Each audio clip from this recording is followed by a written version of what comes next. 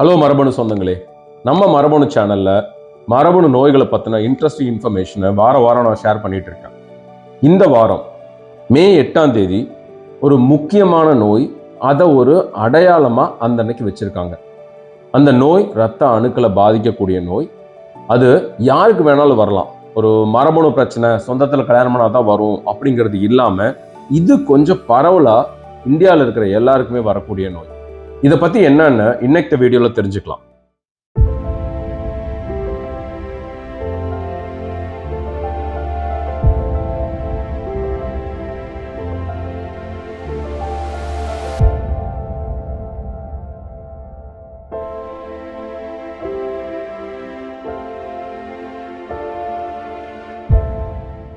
S, சிவப்பு அணுக்கள் சம்பந்தப்பட்ட பீட்டா தலசீமியா அப்படிங்கிற நோயை பற்றி தான் இன்னைக்கு நம்ம பேச போகிறோம். ஏன்னா மே 8 வேர்ல்டு பீட்டா தலசீமியா டே. ஸோ இந்த பீட்டா தலசீமியா அப்படிங்கிறது ஒரு மரபணு பிரச்சனை. ஹெச்பிபி அப்படின்னு ஒரு ஜீன் இருக்குங்க. நம்ம உடம்புல ஒரு செல்லுக்குள்ள 46 குரோமோசோம்ஸ் இருக்கு, 23,000 ஜோடி சின்ன மரபணுக்கள் இருக்கு. இதெல்லாம் நம்ம நிறையாவே பேசியிருக்கோம் நம்ம சேனல்ல.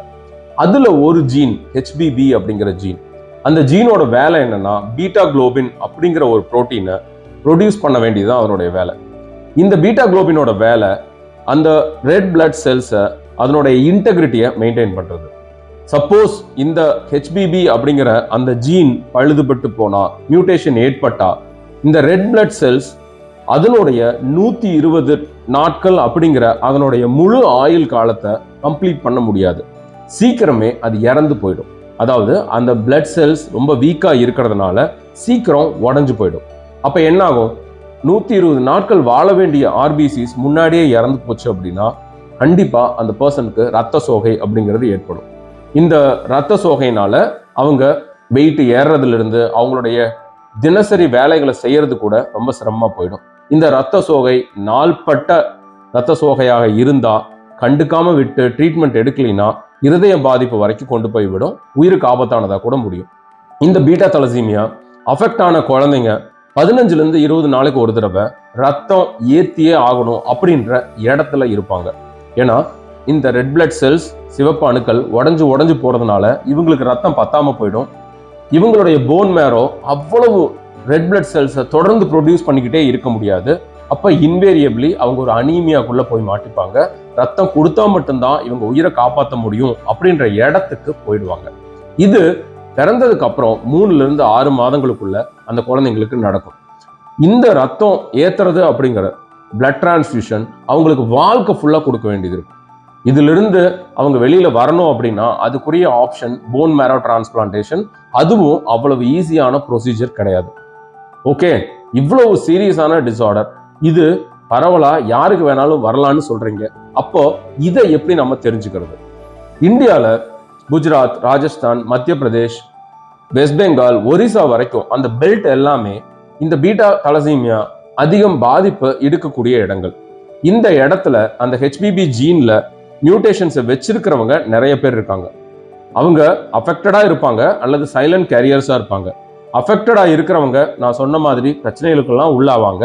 ஆனா கேரியர்ஸா இருக்கிறவங்களுக்கு எந்த ஃபைண்டிங்ஸுமே இருக்காது. அவங்க 2 கேரியர்ஸ் கல்யாணம் பண்றாங்க அப்படின்னா அவங்களுக்கு பிறக்கக்கூடிய குழந்தைக்கு அஃபெக்டடா ஒரு குழந்தை பிறக்கிறதுக்கு 25% சான்சஸ் இருக்கு. சரி, தமிழ்நாட்டில் முக்கியமா மலை பிரதேசங்களான ஊட்டி, மேட்டுப்பாளையம், குன்னூர், கூடலூர் இந்த மாதிரி இடங்கள்ல வசிக்கிற ட்ரைபல் பாப்புலேஷன்ல இந்த பீட்டா தலசீமியாக்குரிய கரியர் ஸ்டேட்டஸ், அதாவது மியூட்டேஷன்ஸ் நிறைய பேர்கிட்ட இருக்கு அப்படின்னு கண்டுபிடிச்சிருக்காங்க. அப்போ அவங்களுக்கு பிறக்கக்கூடிய குழந்தைகளுக்கு பீட்டா தலசீமியா அப்படின்ற நோய் வர்றதுக்குரிய வாய்ப்புகள் நிறையவே இருக்கு. இது போக தமிழ்நாட்டில் பரவலா பல பேருக்குமே இதனுடைய கேரியர் ஸ்டேட்டஸ் இருக்கலாம் அப்படின்னு ஐடென்டிஃபை பண்ணியிருக்காங்க. அதுக்குரிய ஸ்கிரீனிங் மெத்தட்ஸும் சில இடங்கள்ல நடக்குது, எல்லா இடத்துலையும் நடக்குது அப்படின்னு சொல்ல முடியாது.